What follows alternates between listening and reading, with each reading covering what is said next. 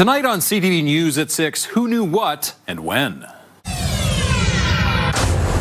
NDP accusations about an Alberta separatist meeting involving leaked Elector data. The issue is whether someone who has direct relations to Danielle Smith knew what was going on and did nothing. Lessons learned a decade after the beast burned much of Fort McMurray, how firefighting and prevention have changed.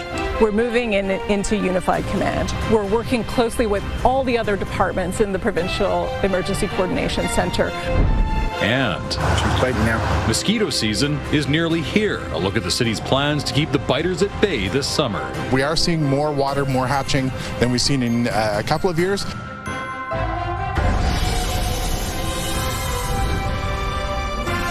CTV Edmonton, local breaking news with Jeff Hastings. Good evening. The opposition NDP says it has evidence indicating two people in the Premier's inner circle attended an online Centurion Project meeting. The group is accused of using a leaked voter list to grow the separatist movement. The breach compromised the information of nearly 3 million Albertans. Alberta NDP says it obtained a recording of the April 16th meeting attended by 80 people.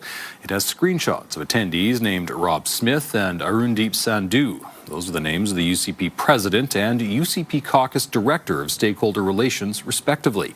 The NDP also says the information of former Premier Jason Kenney was searched and shared at the meeting. The issue is whether someone who has direct relations to Danielle Smith knew what was going on and did nothing. And if, in fact, it's illegal to do that. So let's put it this way. Head Nenshi says after learning about the meeting from a source the next day, Alberta NDP contacted the RCMP. A statement from the UCP caucus says caucus staff regularly attend events of political interest, including the meeting in question. The organizers of this meeting were adamant that the information being used was obtained legally, and staff had no reason to believe the website in question was unlawful. Meantime, the Justice Minister says he doesn't know why Elections Alberta didn't launch an investigation after a March 31st complaint. The initial complaint was originally dismissed, and then 20 days later, a reverse course took place where Elections Alberta then recommenced the investigation. Well, that's the question that I think we and all Albertans want to know. We want to know what happened between those two dates. Last year, the chief electoral officer wrote to MLAs concerned new legislation made the threshold for investigation too high. In a statement last week, Elections Alberta said it needs the kind of evidence police would require to arrest someone in a criminal matter. Mickey Amery says the government will wait until investigations into the data breach are complete before considering legislative changes. A Fort Saskatchewan man who almost died on the QE2 highway is pleading with drivers to be careful. The former tow truck operator is worried about the increased speed limit on a portion of the highway south of Leduc. As Amanda Anderson reports, he says it's only a matter of time before someone else gets hurt. That accident has changed my life, not in a good way, forever. It was December 2018. Calvin Finnegan set up his tow truck to warn traffic. When he got out to help his colleague on the call, he heard an approaching semi, then the impact. That first semi moved over for us, and then out of the snow cloud of him came another semi. He hit both trucks and the truck that moved over, and then the third semi had nowhere to go. Finnegan and his colleague ran into the median. That's when the third semi, seen on the left, hit him. Tried to yell for help, so I couldn't get up. And thankfully, I felt the glove of my partner brush the snow off my face, and him and one of the truck drivers, they ended up pulling me out of the ditch into safety. He suffered life-altering injuries. Injuries that will never heal. I have severe nerve damage in my left arm. I have severe pain in my shoulder that prevents me from doing all sorts of things, playing with my kids. The crash happened on the same stretch of the QE2, where the province recently increased the speed limit to 120 kilometers per hour. I think we're going to get a lot more people doing that 140 kilometer-hour speed down that highway. Finnegan, who is now a semi-driver, says people don't pay enough attention to be increasing limits, especially where there's only 2 lanes. That third lane can just be a free-flow lane, and I think that would be a lot safer. And I think that needs to be taken into consideration before we talk about increasing the speed limit on that highway. The new speed limit is being piloted on a 22-kilometer stretch and expected to last through the end of the summer. Finnegan hopes it's only temporary. Be a little bit more patient. They have families they want to go home to. And the maybe 5 minutes it takes for you to get past the emergency vehicle or past that big truck, it can be life-changing. Amanda Anderson, CTV News, Edmonton. Another neighborhood is fighting incoming bike lanes. This is a live shot from the CTV News drone over the Grovener neighborhood. People living here are collecting signatures to stop changes they say will cause traffic and parking problems. Connor Hogg reports. It's sort of like came out as a pronouncement rather than a, hey, here's what we're thinking about doing. A petition is circulating in Grovener trying to slow down new traffic measures the city says are coming this spring. Neighbors say consultation from 2022 is outdated. While Anna Hayes doesn't disagree with bike-friendly infrastructure, she thinks what's already there is good enough. Give us some other options, design options, and maybe give us a cost breakdown of this, because I think the data doesn't support the number of cyclists that are coming through here. The project would add bike lanes to 104th Avenue and several other roadways in Grovener, changing some roads to one-ways and removing street parking on others, including roads where new infill units are set to go up. This is going to be no parking here, and you're going to have 18 new housing units, and assuming that none of them are going to have a car is ridiculous. We believe that a lot of these changes are quite severe and unnecessary. For example, the school in the neighborhood, you will not be able to get to that from both the north and east directions. Mayor Andrew Knack says projects like these are part of building out the city's bike lane network. He says the city can always make tweaks based on recent feedback.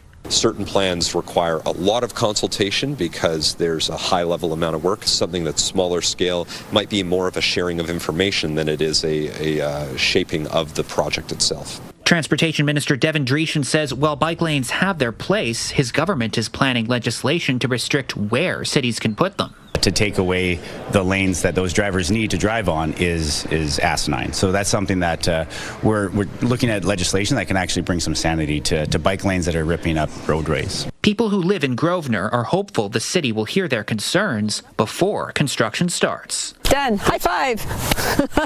Connor Hogg, CTV News, Edmonton. Sherwood Park will be home to the first provincial forensic DNA laboratory in Western Canada.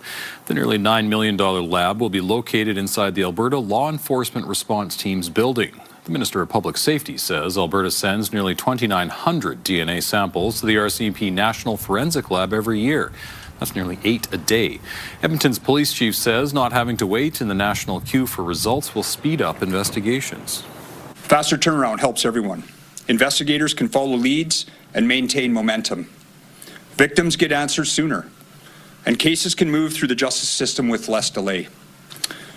Keeping DNA work in the province is also fiscally responsible. The province says each test sent out costs around $2,500. A provincial lab would reduce costs. The lab will open in phases. By 2031, services are expected to expand to include serious crimes such as homicides and sexual assaults. 2 more Edmonton hospitals are implementing a one-bag policy for people who visit the emergency department. Alberta Health Services says people in the emergency rooms at the University of Alberta Hospital and the Stollery are only allowed to bring 1 bag. Exceptions will be made for people who need extra bags for medical supplies and supplies or childcare items. People will also only be allowed to bring 1 support person. The same rule was put in place at the Royal Alexandra Hospital last week. An assault at that hospital in April prompted the new bag and visitor policy. Dozens marched in our city today for Red Dress Day to raise awareness of ongoing violence against Indigenous girls and women. No more stolen sisters! No more stolen sisters! It's believed red is the only color Indigenous spirits see. It also represents blood and connection to ancestors. People held signs and pictures of the missing and murdered Indigenous women in their lives. One of them is 13-year-old Sierra Shalafu Thompson. She was killed near the Coliseum station in 2020. Grant says she was a light and the family's glue. When I think of her and I have to talk about her, it still feels like something that happened to us like 6 years ago. It feels like it still happened yesterday to me. I wake up wondering, wishing she would call me, wishing she would text or something, because she was such a big person in our life for such a little soul. The Assembly of First Nations says Indigenous women make up 16% of all female homicide victims. A test alert will be sent out across the province tomorrow afternoon. The The province will test its Alberta Emergency Alert System at 1:55 p.m. Test messages will be sent out over TV, radio, cell phones and tablets. The town of Banff will also conduct its own test of its Banff Voyant Alert System in the Bow Valley region. That will happen at 10 a.m. The system alerts people regarding wildfires, flooding and other hazards. While it's still more than 2 months away, Explore Edmonton is already hyping people up for K-Days.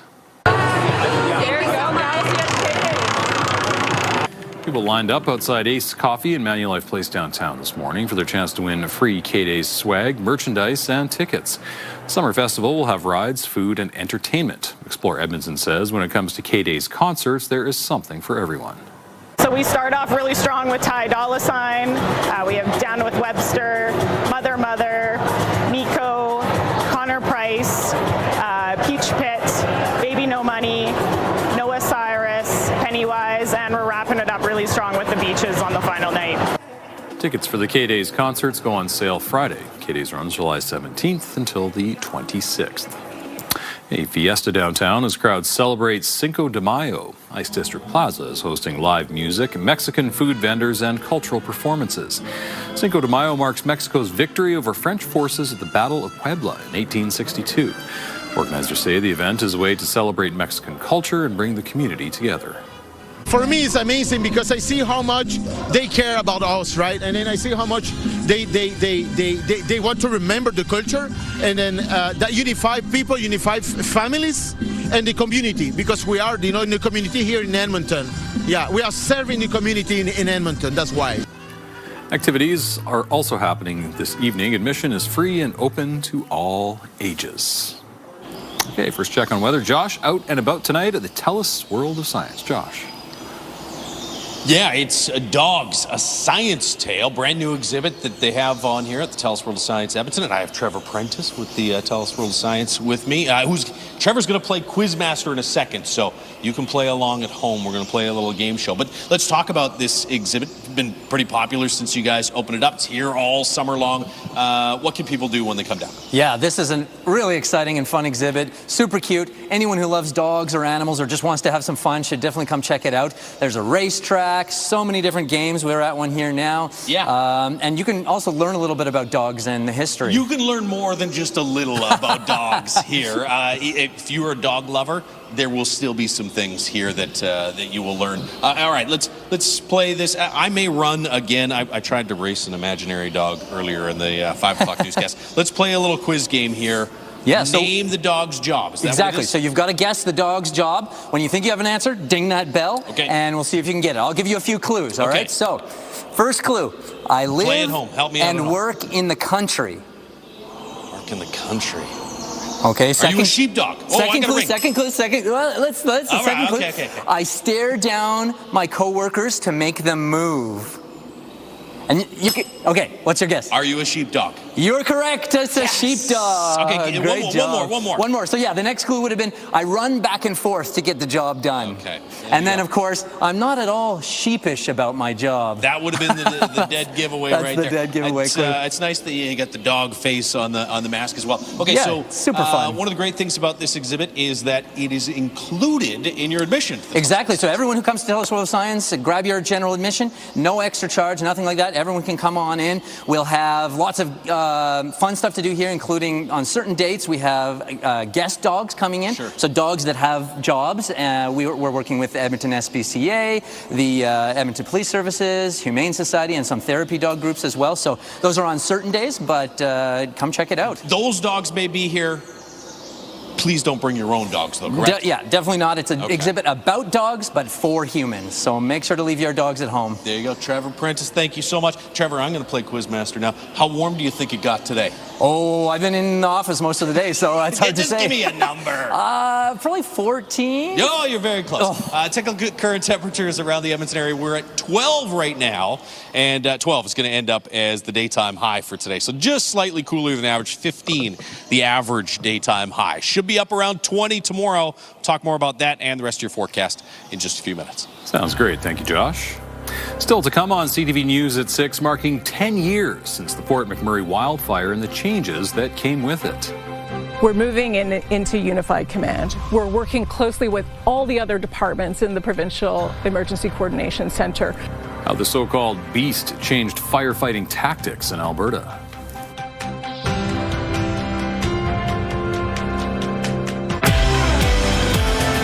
Well, many people are looking for a fresh start in the spring, and on Wednesday, we examine what happens in your brain as seasons change and how you can capitalize for your physical and mental health. We'll see you at 6. Your Morning Edmonton, weekdays.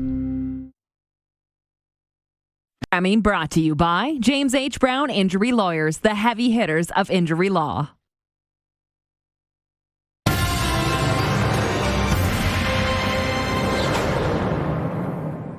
10 years ago, the most expensive natural disaster in Canadian history rocked the northern Alberta community of Fort McMurray. The fire that forced nearly 90,000 people from their homes was a wake-up call for those in charge of fighting the flames. In part 2 of Fort McMurray, a decade after disaster, Jeremy Thompson explores how the fire known as the Beast changed Alberta's approach to fighting wildfires. It's a scene that gripped the country a decade ago. A city of 88,000 people forced to leave home, returning a month later to find neighborhoods flattened. More than 2,400 homes and businesses lost. 2016 was certainly an eye-opener for a lot of people. This is what much of the forest around Fort McMurray looks like today. New growth now reaches about halfway up, the charred toothpicks still standing from 10 years ago. Everywhere is still coming through, but yes, it's going to take some time to rejuvenate the whole area. Paul St. John was part of the response to the Horse River wildfire, nicknamed the Beast for its unpredictable and uncooperative behavior. The area had not seen fire in and around the community for the past 80 years, so the fuel buildup continuity was quite significant. In an effort to stop a disaster on the same scale from happening again, fire prevention experts have been hard at work. Charred debris left in the wake of a wildfire is often still flammable, especially as time passes. In the years since the 2016 fire, crews with Alberta Wildfire have treated more than 10.5 square kilometers of forest around Fort McMurray. That means thinning out brush and pruning low branches on trees. The idea is to keep the fire from spreading from the forest floor into the canopy. A lot has changed in the last 10 years. What happened in Fort McMurray changed the provincial wildfire strategy. The season now officially starts 1 month earlier in March, hiring and training staff and mobilizing equipment to high-risk areas that much sooner. Christy Tucker says improving communication between Alberta Wildfire and community leaders was a major lesson from 2016. We're moving into unified command. We're working closely with all the other departments in the Provincial Emergency Coordination Centre. We are doing exercises with our municipal partners so that communication, you know who to talk to, you know when you need to talk to, they know who to talk to. Along with tracking lightning strikes in near real time, Alberta Wildfire now uses artificial intelligence to help predict where and when fires could ignite. Since 2022, helicopters equipped with night vision have allowed crews to fight fires at night when fire activity is typically low. That fleet is expanding this fire season. It gives us a better chance to get in there before we see extreme fire behavior, where it's unsafe for firefighters and aircraft to fight. More planes that can skim water from lakes are on order, scheduled for delivery by 2031. Altogether, it's a major response as wildfires become more threatening in Alberta and across Canada. In the decades since Fort McMurray, the number of wildfires shown in white has stayed relatively flat, averaging about 1,200 fires per year. The area they burn, shown in red, has varied wildly. More than 6,000 square kilometers torched in 2016. The damage then ebbed and flowed until a record-setting summer in 2023 when fire scorched more than 22,000 square kilometers. Despite the firefighting adaptations, Tucker describes the last 3 fire seasons as intense. The town of Jasper, the latest community to be hit by a so-called unstoppable wall of fire. I do believe there's nothing we could have done. There's no amount of resources or firefighters or air tankers that could have stopped that fire. Part of our approach to wildfires includes building resilience, and that means looking at mitigation. It means reducing the effects of wildfire to communities. It means encouraging people to educate themselves about fire smart. What can they do at home to reduce the risk of that fire? Fire has threatened Fort McMurray again in recent years. Some of the same neighborhoods that burned a decade ago were evacuated in 2024 as fire approached but never reached the city. A lot of it has went into that preparedness, spend a penny, save a pound. Fire Chief Jody Butts knows wildfires are a fact of life for a city surrounded by forest. Fort McMurrayites know that better than most, which is why the chief says he's as upfront as possible when the community is threatened by nature. It's that attitude change, right? And everybody deserves to know the level of risk that they're in. It's our obligation to share that with them. A decade after disaster, officials in Fort McMurray are confident they're better prepared, along with the rest of Alberta. Jeremy Thompson, CTV News, Fort McMurray. Alberta Wildfire has cancelled an alert for Parkland County near Devon. The province issued the alert Sunday because of a fire near Range Road 10 and Beaurand Estates. You can book a camping spot in Jasper National Park starting this week. Reservations can be booked for Whistler's Campground starting tomorrow. Booking for Wapiti and Miette campgrounds opens next Wednesday. Parks Canada released new photos of what the campsite looks like now as it recovers from the 2024 wildfire. Staff expect the campsites to be snatched up quickly, so it's reminding people to reserve before heading out there. Coming up next, the buzz around mosquito season. We are seeing more water, more hatching than we've seen in a couple of years, but it's still relatively low for the Edmonton area. The early outlook on mosquito season in our region. Down here at the TELUS World of Science, not only can you learn all kinds of cool facts about dogs, but you can find out if you're faster than a Chihuahua, which is about 15 miles per hour. Let's see. I am not. I can't tell you what the weather's going to be like for the next couple of days, though. Do that after the break. Programming brought to you by Alberta iGaming Corporation. For integrity, for fun, for Alberta. Programming brought to you by James H. Brown Injury Lawyers, the heavy hitters of injury law.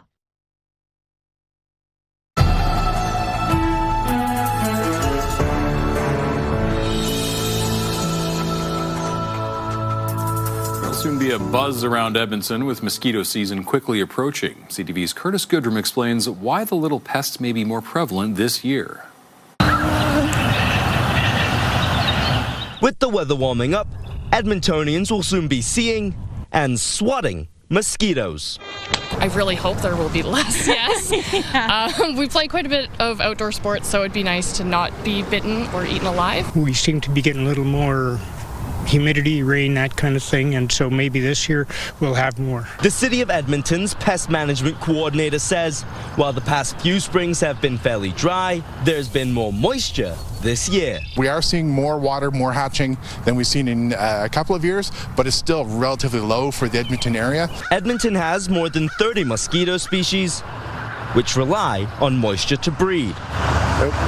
She's biting now. Another factor is the breeze. Winds during the daytime tend to keep the mosquitoes from flying, especially in the spring. For anyone concerned about swarms of mosquitoes in their yard or gardens, the city has some tips on how to keep them away. Making sure that things like eaves troughs are cleaned out, bird baths, old tires, playground equipment, anything that collects water for even up to a week can potentially be a habitat for those mosquitoes. So you want to make sure that all of that is cleared. There are alternative ways to keep mosquitoes away, including fly zappers, bug swatters, and insect repellent. Anything to avoid being swarmed this summer. Curtis Goodrum, CTV News, Edmonton. Okay, back out to the TELUS World of Science. Josh, the Chihuahuas may be faster than you, but I bet you're much better at meteorology. I mean, I don't know. I've been reading that dogs can sense all sorts of things. Who's to know, really? It was a slightly cooler than average day today, but still not all that bad. Lots of sunshine and the wind was down. Nice change from yesterday. Nice change from what's coming over the next couple of days as well. We're at 12 degrees right now as you look through the River Valley Sky Camps, brought to you by Action Furnace. Fixed rider, it's free.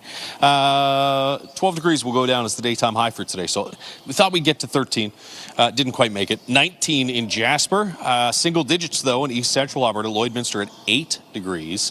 Fort McMurray hitting 10 for a daytime high. Big warm up from the 2 they had Fort McMurray yesterday. Bit of cloud cover in northwestern Alberta. You'll see that cloud slide east across the north overnight tonight. So we'll stay pretty clear overnight tonight here in the Edmonton area and surrounding regions. Temperatures, again, are going to dip to around the freezing mark. I don't think it's going to be as cold as the -3 that we had this morning. Somewhere around -1 to +1 in the Edmonton area. A new little low pressure system develops in the lee of the Rockies there and then tracks off to the southeast. And so no really heavy, steady rain with that system, but a chance of some scattered showers, maybe even a few isolated thunderstorms back further to the west. Best chance for us here in Edmonton, if we're going to see any of that, would be around supper time or into the early evening hours.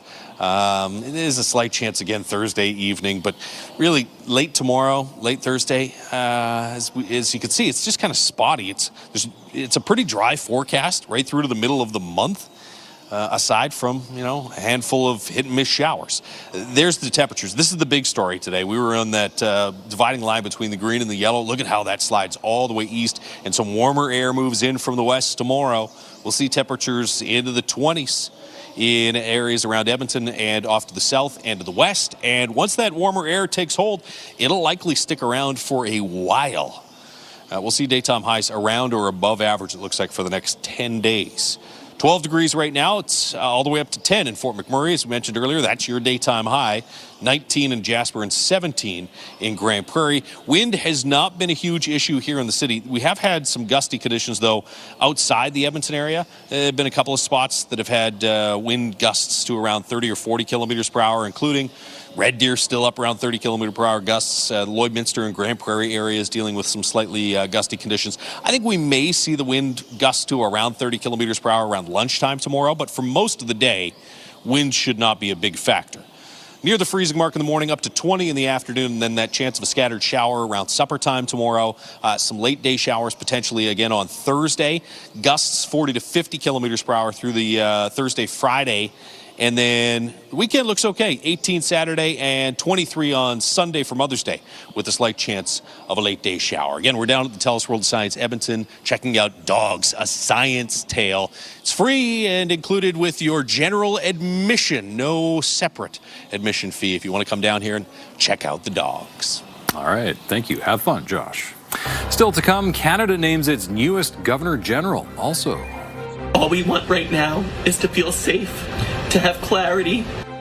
Sea of uncertainty for cruise ship passengers stranded due to a hantavirus outbreak. And it was awful to watch, to be honest. I'm just absolutely shocked. It's not something that you are expecting to see.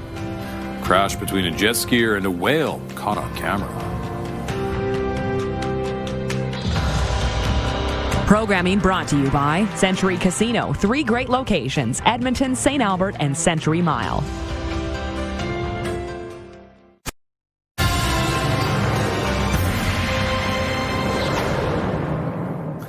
The next Governor General of Canada has been appointed. Louise Arbour is a former Supreme Court Justice and former United Nations High Commissioner for Human Rights.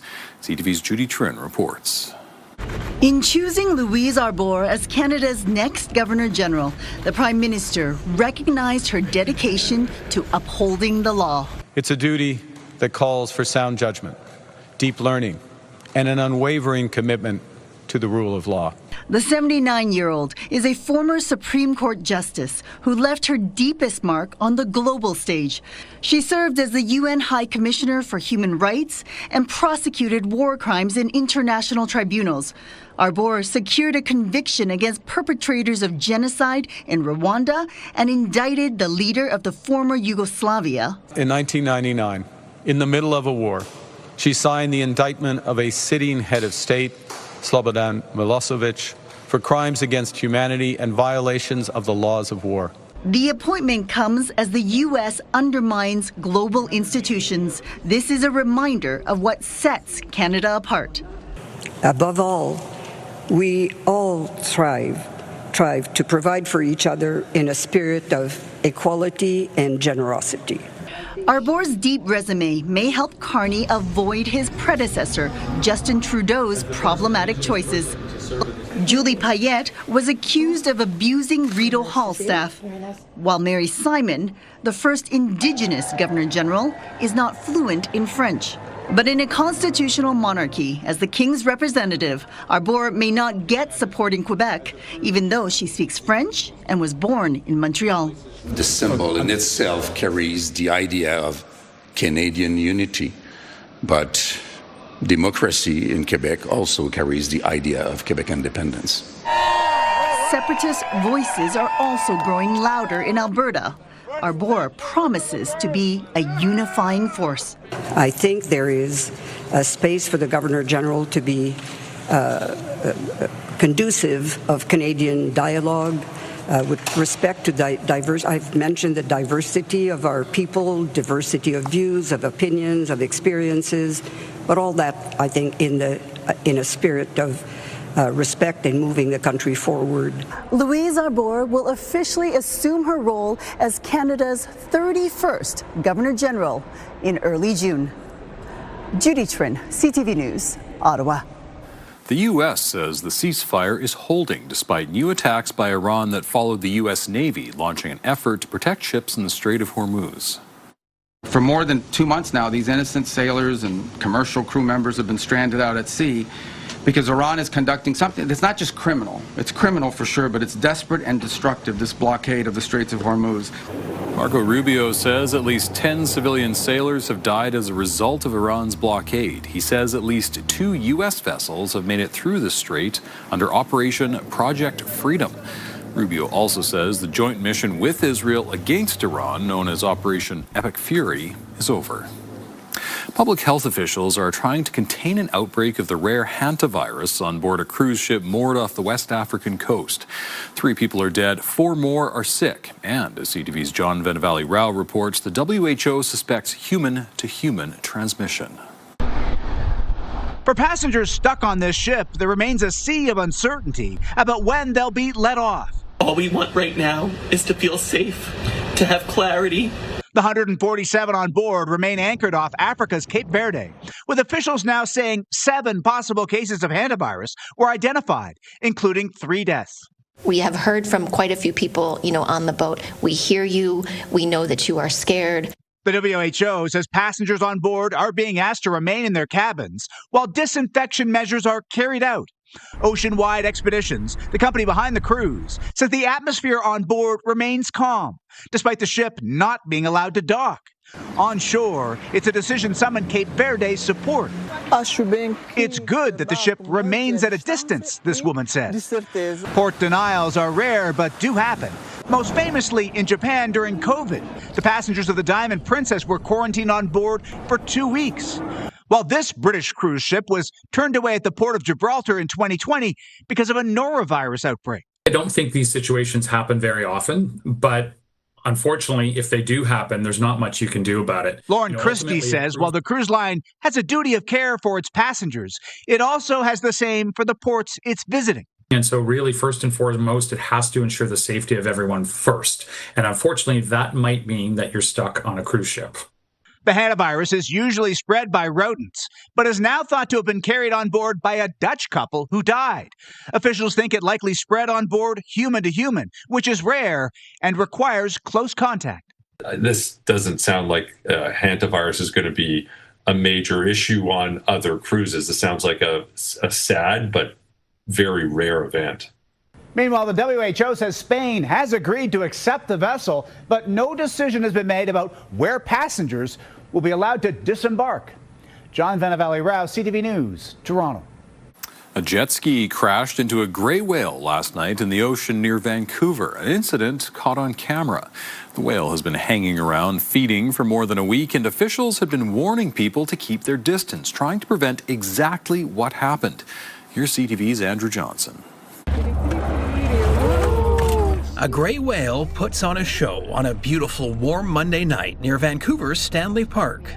We had been watching it for probably like an hour. They also noticed someone on a jet ski. You're gonna scare the whale, idiots! And then the whale surfaced right in front of the rider who was moving at high speed. Oh my God, no! It was awful to watch, to be honest. I'm just absolutely shocked. It's not something that you are expecting to see. After slamming into the whale, witnesses say the rider went flying. He flew off the jet ski, almost like cartwheeling, and hit the water very, very hard. A nearby sailboat came to his rescue, dragging him on board. The man was taken by ambulance to the hospital in serious but stable condition. I think now he's sort of, public enemy number one in Vancouver, but I just hope that he's able to make a full recovery. Witnesses watched the whale swim away and say they didn't see any blood. Experts warn this is yet another wake-up call for better boater education around marine mammals. We have to demand a culture of whale-safe boating where there is zero tolerance for the lack of education and the lack of awareness. Anyone on the water who fails to stay at least 100 meters away from a whale can face heavy fines. Fisheries and Oceans Canada says it is investigating and also trying to figure out how badly that gray whale could be hurt. Still to come, a new frontier for some Alberta space students. Their project, their desire, their inspiration, and their motivation to be the people that launched Calgary's first student-built and designed satellite. More on an out-of-this-world school project. Programming brought to you by Green Tree Outdoor Living, where your dream yard becomes a reality.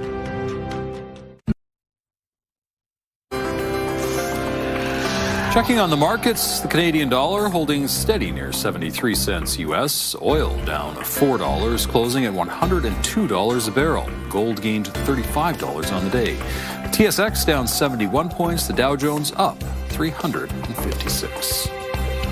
A satellite built by University of Calgary students during their free time is now in space after a successful launch over the weekend.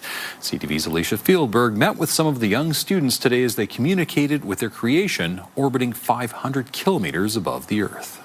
And liftoff of Falcon 9. As this SpaceX rocket launches, a group of University of Calgary students gathers to witness a satellite they built release into space. It feels so surreal. Hitting all of our milestones has been really, really rewarding. And it wasn't a school project, but an idea created by students. Their project, their desire, their inspiration, and their motivation to be the people that launched Calgary's first student-built and designed satellite. The satellite, roughly the size of a loaf of bread, is now orbiting Earth, communicating through the antenna at the Rothney Astrophysical Observatory. This is where the real action is. It feels, without being able to communicate with it, you're basically just flying a brick. So being able to kind of contribute to getting that information and starting this new phase of the satellite is really exciting. It's moving. Yeah. Through the next 3 years, the students will be working here, collecting data for research. It's a lot of really exciting firsts for the team, and getting to see all of the work kind of culminate at this stage is quite rewarding. About 100 students, mostly undergraduates, have been involved since Calgary to Space started in 2020, and some are surprised when they add up all the free time they've spent working on it. I'm gonna throw 500 hours. Okay! Over 2,000 hours. So it was really exciting to see such a project being undertaken by students and to be able to contribute to it.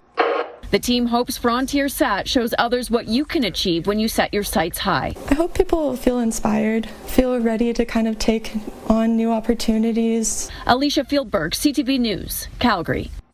Hundreds of high school students got hands-on experience in the energy sector at NAIT. The students got a closer look at careers that may be available to them in the energy and natural resource industries. They learned things like DNA and microbiology analysis, how to operate drilling simulators, power lab operations, and electrical equipment testing. Knowledge is power, and so we want them to see really what a day in the life of being in the energy and natural resources sector is like, because that's what we do at NAIT. We prepare students to hit the ground running when they get into industry. The dean says more than 80% of students in the School of Energy and Natural Resources get jobs right after graduation. More than 6 weeks before the first horn sounds at the Ponoka Stampede, the organization itself is a big winner. There's a horn, and they're off. Stampede officials reported a record-breaking canvas auction for this year's chuck wagon races. The Friday sale brought in more than $900,000, shattering last year's total of about $620,000. That was the previous record. The highest bid for the auction was $150,000.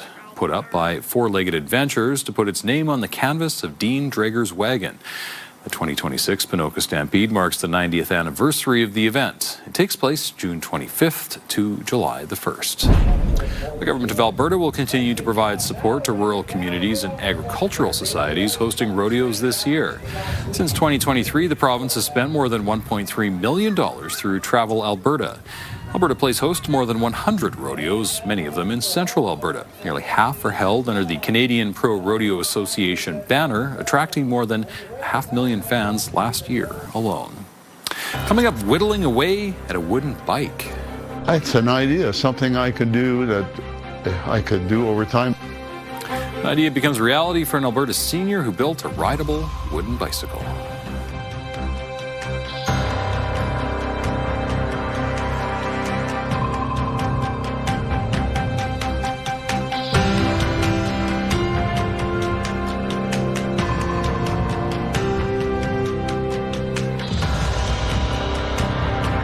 Stay with us. We've got another full night of great shows for you tonight on CTV.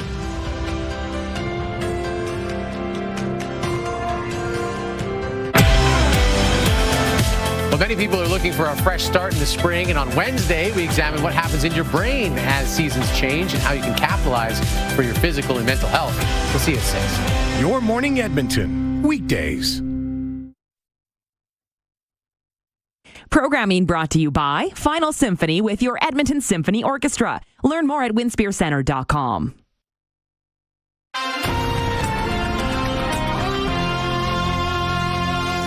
An 84-year-old retiree has taken his love of woodworking for a spin, building a full-sized rideable bicycle out of wood. CTV's Kevin Green reports. Anton Cook saw a custom-built wooden bike for sale on eBay. It piqued the interest of the retired engineer, and he thought, could he build it better? And I said, it's an idea, something I could do that I could do over time. Won't take a lot of wood. Listed at $6,000, the online model had a metal chain and gears. Cook made his from wood. So I did spend probably 2 months thinking and on paper and calculating, figuring, okay, how can I get the sprocket to match? Because the number of cogs on the sprocket have to match the links. In the end, he crafted every link by hand, one at a time, and aside from a couple of hidden screws in key stress points and bearings in the hub, the bike is wood through and through. Cook designed everything himself after measuring up a bicycle in a department store. The blueprint is in my head. The bike is built from birch, walnut, oak, and maple, all laminated together for strength, the grains carefully aligned to prevent cracking. But one of the biggest tasks was to make sure it would actually be rideable. The handlebars, a particular challenge. It has to be horizontal to the earth, and it has to be at 90 degrees to the wheel. And the third thing is it's fitting at an angle. And when it finally came together, even he was surprised. And I couldn't believe it. First try, everything worked. Some parts were so complex he had to build his own tools just to finish the job, like drill bits crafted from coat hangers. I had to have a long bit to reach in, and I didn't have one, so I said, well, I got to make one. The bike isn't just for show. It's rideable. And it will be ridden at least once in what Cook says will be his Orville Wright moment. He says after thousands of hours of work, he's nearly ready for that first spin. Kevin Green, CTV News, Calgary. That is our show for this evening. Thank you very much for sharing your time with us. For news anytime, check out our website, ctvnewsedmonton.ca. I'm Jeff Hastings. Have a great evening.